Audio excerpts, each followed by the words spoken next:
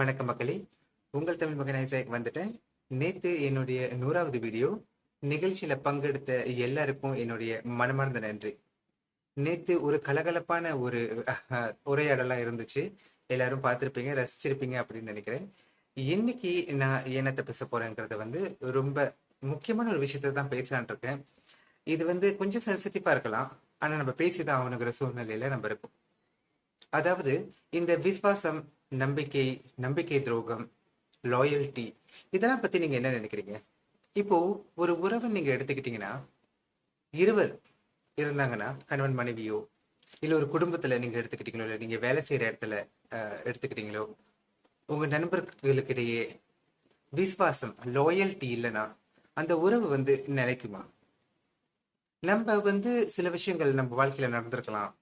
நம்மளுக்கு ஒரு past life இருக்கலாம், ஏதாவது ஒரு ரகசியம் இருக்கலாம்.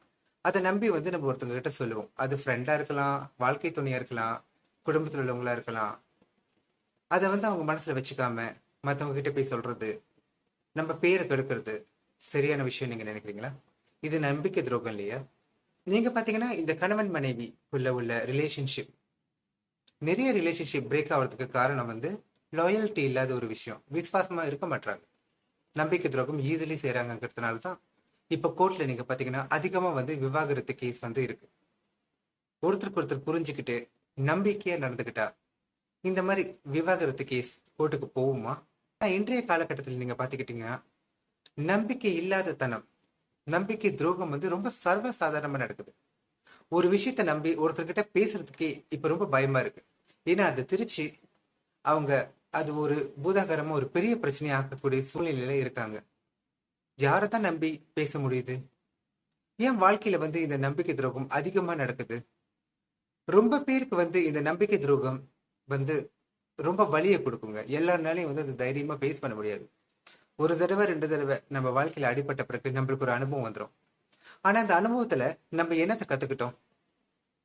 ஒரு சிலரை நீங்க பாத்தீங்கன்னா முழுக்க முழுக்க யாரையுமே நம்பாம போயிடுவாங்க. ஏன்னா அவங்களுக்கு நடந்த அந்த அனுபவங்கள்லாம் இனிமே யாரு மேலேயும் எனக்கு நம்பிக்கை இல்லை, வாழ்க்கையில எனக்கு நம்பிக்கை இல்லை, யாரையும் நம்பி எதையும் நான் சொல்ல போறது இல்லைன்னு சொல்லிட்டு அவங்க ரொம்ப ரகசியமா சில விஷயங்களை அவங்களுக்குள்ளேயே வச்சுக்குவாங்க.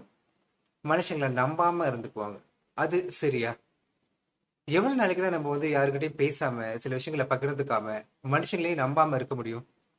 ஒரு சிலர் பாத்தீங்கன்னா அடிக்கடி அவங்களுக்கு எவ்வளவு ஏமாற்றம் வந்தாலும் மறுபடியும் மறுபடியும் அதே விஷயத்துல போய் விழுவாங்க. அதிகமா நம்பிக்கை வைப்பாங்க, அதிகமா பாசம் வைப்பாங்க. அந்த மாதிரி இடத்துல நம்பிக்கை துரோகம் நடக்கும்போது அந்த வழியை தாங்கக்கூடிய சூழ்நிலையில அவங்க இருக்க மாட்டாங்க. இது ஒரு ரொம்ப சப்ஜெக்டிவான ஒரு விஷயங்க. இது ரொம்ப இமோஷன் கலந்த ஒரு விஷயம் தான் நான் நினைக்கிறேன். இருந்தாலும் இந்த நம்பிக்கை துரோகம் எதுக்கு விசுவாசம் இல்லாம நடந்துக்கிறாங்க? என்ன பிரச்சனை அவங்களுக்கு?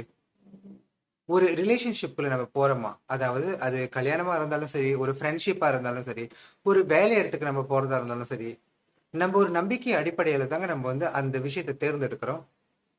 நம்பிக்கை துரோகம் ரொம்ப சர்வசாதாரணமா பண்ணிட்டு போயிடுறாங்க.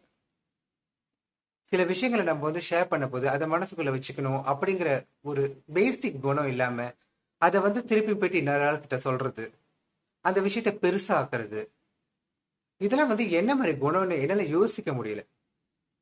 நம்மளே அந்த மாதிரி நடந்துக்கிட்டா இனிமே அடுத்து யாரு நம்மள நம்புவா? என்கிட்ட நம்பி ஒரு விஷயத்த சொல்றீங்கன்னா நான் அதை மனசுக்குள்ள இதனை வச்சுக்கணும். எனக்கு நெருங்கிய கிட்ட கூட நான் சொல்ல வேண்டிய அவசியம் என்ன இருக்கு? அதுதான் ரகசியம். சில பேர் நீங்க பாத்தீங்கன்னா ஒருத்தருக்கு மேல தெரிஞ்சிச்சுன்னா அது ரகசியமே இல்லைன்னு அப்படின்னு சொல்லுவாங்க. அப்படி இருந்தாலும் நம்ம கிட்ட சொன்ன விஷயத்த நம்ம மனசுலயே வச்சுக்கிட்டோமா? நம்பிக்கை துரோகங்கிற விஷயம் எங்க இருந்து வரப்போகுது? விசுவாசம், லாயல்டி, இதெல்லாம் பாக்குறதுக்கு ரொம்ப பெரிய வார்த்தையா தெரியும். ஆனா மனசு வச்சா ரொம்ப ஈஸியா இந்த விசுவாசத்தையும் இந்த லாயல்ட்டியும் நம்ம காக்க முடியுங்கிறது உண்மையான உண்மை. இது எத்தனை பேருக்கு புரியுது? எதுக்காக நம்ம ஒரு ரிலேஷன்ஷிப்குள்ள போறோம்? ஒருத்தருக்கு ஒருத்தர் புரிஞ்சுக்கிட்டு அன்பா இருக்கணும், ஆதரவா இருக்கணும், மரியாதை கொடுக்கணும் அப்படிங்கறதுனாலதான் நம்ம ஒரு ரிலேஷன்ஷிப்குள்ள போறோம். அது எந்த ரிலேஷன்ஷிப்பா இருந்தாலும் சரி. சில விஷயங்களை பகிர்ந்துக்கும் போது நம்ம மனசுக்குள்ளேயே வச்சுக்கணும். அது பகிரங்கமா ஆக்குறது விசுவாச தன்மையை உடைக்கிறதா தான் அர்த்தம். விசுவாசம் இல்லாத பட்சத்துல அந்த நம்பரை நம்ம நம்புறது எவ்வளவு கடினமான விஷயம்னு தெரியுமா? நல்லவங்களாவே மாறினாலும் இல்ல 10,000 தடவை மன்னிப்பு கேட்டாலும் நம்ம மனசுல ஒரு நெருடல் இருக்கும். இனிமே அவங்கள நம்பலாமா, நம்ம பக்கத்துல வச்சுக்கலாமாங்கிறது. கோபத்தின் வெளிப்பாடு ரொம்ப அட்டகாசமா இருக்கும். என்ன மாதிரி வார்த்தைகள் பேசுறாங்க, என்ன செய்யறாங்கன்னு அவங்களுடைய பக்கத்துல உள்ள தப்ப அவங்க புரிஞ்சுக்கிறதே இல்லை. ஒரு விஷயம் நடக்குது, உனக்கு பிடிச்சிருந்தா பிடிச்சிருக்குன்னு சொல்ல வேண்டிய அவசியமும் இல்லை, பிடிக்கலன்னு சொல்ல வேண்டிய அவசியமும் இல்லை. உன்னுடைய கருத்தை தெரிவிக்க வேண்டிய சூழ்நிலை வந்துச்சுன்னா தயவு செஞ்சு நீங்க கருத்தை தெரிவிக்கலாம். ஆனா இங்க இங்க என்ன பண்றாங்கன்னா, நம்ம முன்னுக்கு ஒரு முகத்தேரியை போட்டுக்கிறாங்க. நான் எல்லாத்தையுமே ஏத்துக்கிறேன், எனக்கு எல்லாமே சாதாரணமா தான் இருக்கு, ஐ ஓப்பன் மைண்டட், என்ன வேணாலும் பேசுங்க அப்படின்னு. ஆனா பின்னாடி நீங்க பாத்தீங்கன்னா அவங்க முகத்திரையை கழட்டிட்டு அவங்களுடைய உண்மையான சுயரூபத்தை காட்டுறாங்க. அதாவது நம்ம முன்னுக்கு இருக்கும்போது ஒரு முகத்திரை போட்டுட்டு நல்லவங்களா, எல்லாத்தையும் ஏத்துக்கக்கூடிய தன்மையா உள்ளவங்களா இருக்காங்க. நம்ம நம்பி சில விஷயங்களை அவங்க கிட்ட பேசுவோம். பகிரங்கமா நிறைய உண்மைகளை நம்ம அவங்க கிட்ட பேசியிருப்போம், பரிமாறி இருப்போம். ஆனா நம்மளை விட்டு விலகின கையோட அவங்க என்ன பண்றாங்கன்னா, அவங்க முகத்திரையை கழட்டிட்டு உண்மையான அவங்களுடைய குணத்தை காட்ட ஆரம்பிப்பாங்க. அது நம்ம கிட்ட நேரடியா காட்டாம நம்மளுக்கு பிடிச்சவங்க கிட்டயோ இல்ல மத்தவங்க கிட்டயோ போயிட்டு நம்மளை பத்தி குறை பேசுவாங்க. நீ ஒரு நல்ல நண்பனா இருந்தா, இல்ல ஒரு ரிலேஷன்ஷிப், ஒரு திருமண பந்தத்துல இருந்த கணவன் மனைவியா இருந்தா, குறை நேர்களை நேரா பேசி தீர்த்துக்கலாமே. என்னோட குறையை என்கிட்ட சொல்லாம, விசுவாசமே இல்லாம என் கூட இருந்துகிட்டே என்னை பத்தி எப்படி உங்களால பின்னாடி பேச முடியும்? அந்த மாதிரி ஒரு சூழ்நிலையை எதுக்கு உருவாக்குறாங்கிறது தான் பெரிய கேள்வியா இருக்கு. இந்த காலகட்டத்துல நீங்க பாத்தீங்கன்னா நம்பிக்கை கஷ்டமா இருக்குங்க சொல்றதுக்கு. யாரை நம்புறதுன்னு தெரியல, எதுக்காக நம்புறோங்கிறதே புரிய மாட்டேங்குது. எதையோ தேடிதான் எல்லாரும் ஓடிக்கிட்டே இருக்காங்க. ரிலேஷன்ஷிப்பை மதிக்கிறது இல்ல, விசுவாசங்கிறது அறவே இல்லை. நம்பிக்கை துரோகம் முதுகுல குத்துறது ரொம்ப ஈஸியா இருக்கு.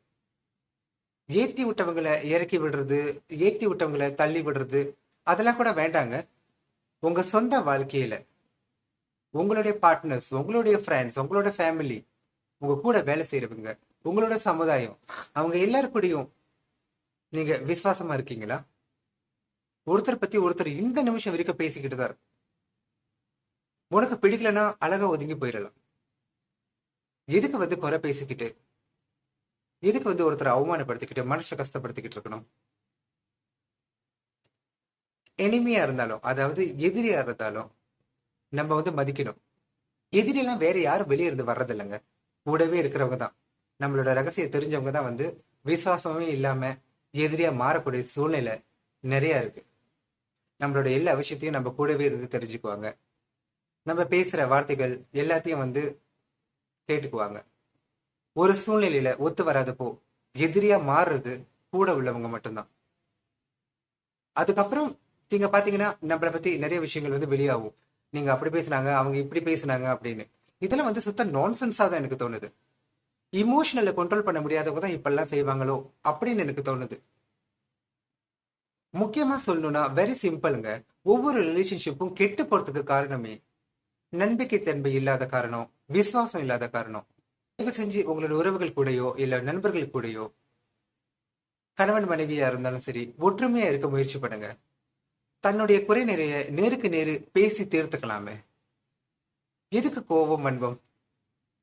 கோபம் வரும்போது விசுவாசம் உடையுது, ரகசியம் எல்லாம் உடைஞ்சு செதறுது, யார் மனசுக்கும் நிம்மதி இருக்க போறது இல்ல.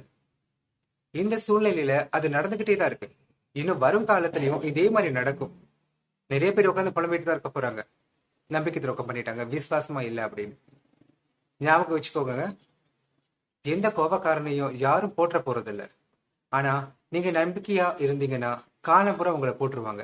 விலகி போனாலும் உங்களுக்கு அந்த மதிப்பு கூடவே வரும். சரிங்களா?